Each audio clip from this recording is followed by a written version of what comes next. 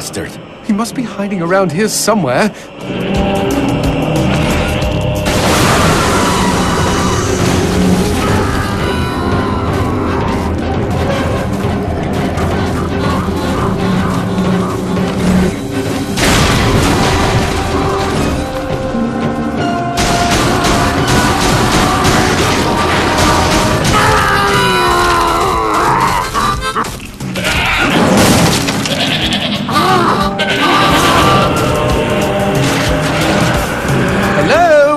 Anybody home? Show yourself, hell monkey. I think he's scared of you. He should be, Jay. He should be.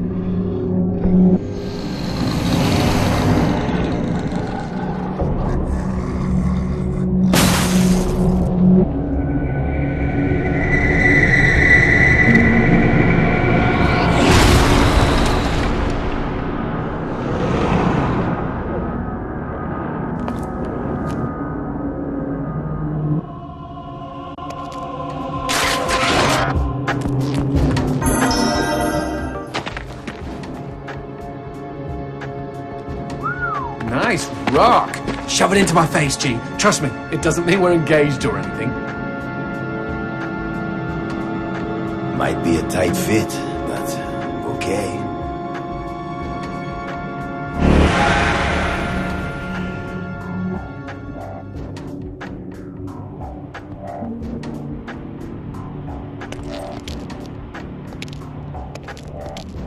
So what exactly did that do?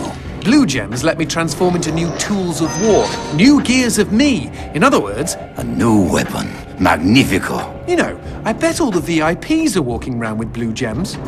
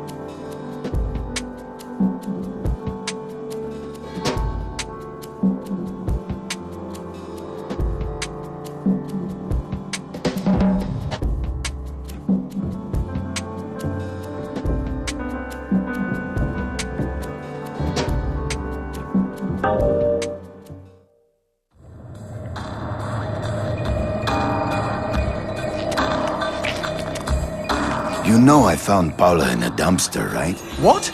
You said you met her at the supermarket. I did. It was the bin out behind the dime a dozen. And you just picked her up out of the rubbish and brought her home? Why no? Sometimes I think I hardly know you. What was that? I don't know, but we've got company, as in lots of. Well, if they pull up a chair, I would be happy to beat them with it.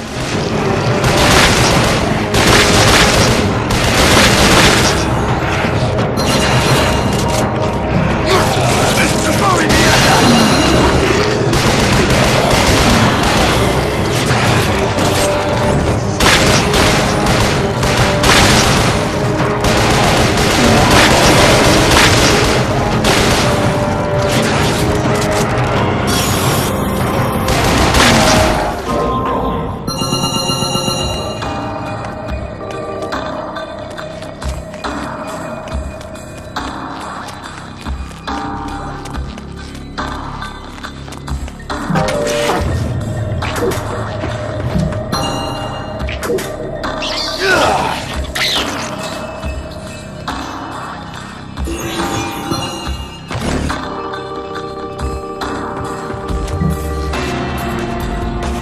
man who never had his fill.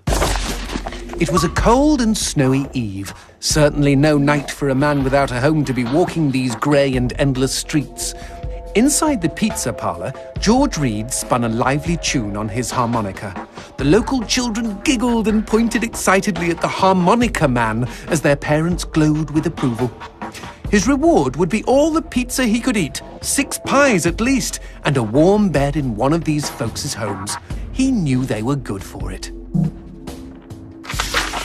But when he tucked in for the night, George had not had his fill. As the years and calories stacked up, most men would have got older and fatter. Yet for all he consumed, George only got thinner as he washed from town to town. Tapeworm. Tonight he plied his trade with some grannies and orderlies in a nursing home. Hoo-ah! His harmonica filled the room with joy. After devouring 3 helpings of pork chops and mashed potatoes, he eyed the plate of the old woman next to him. Juice dribbled down his chin. "Go ahead, Georgie," she said. "You're such a good boy. You shouldn't have to starve." But George had not had his fill. Early the next morning, he was already on the freeway with his thumb in the air. "Where are you headed?" said the man in the truck. "Nowhere," said George. "Anywhere." It was a new decade, and tonight George played to an all-but-empty bar in the city. He had lost a lot of weight.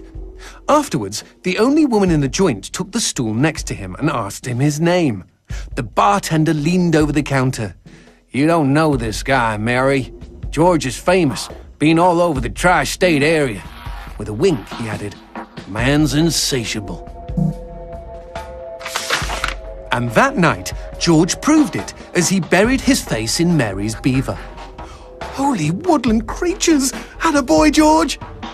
Attaboy, George! "Play that harmonica," she purred.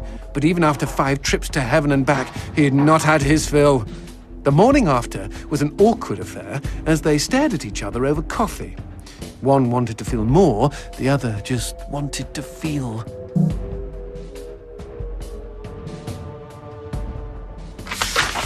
In his final days, George was all skin and bones. I can relate, except for the skin part. His last meal had been a mistake. It was on a sidewalk one night in a small suburban town that he came across the boy. Hungrily, and with an agonized grimace, he opened his mouth to beg for help.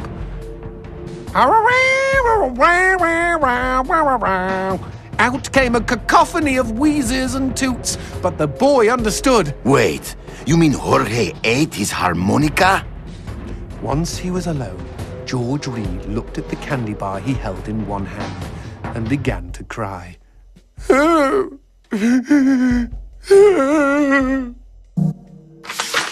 They found George's half-eaten body in a market next town over. In one hand he held a knife, in the other a fork. Chunks of flesh had been torn from his chest and his arms.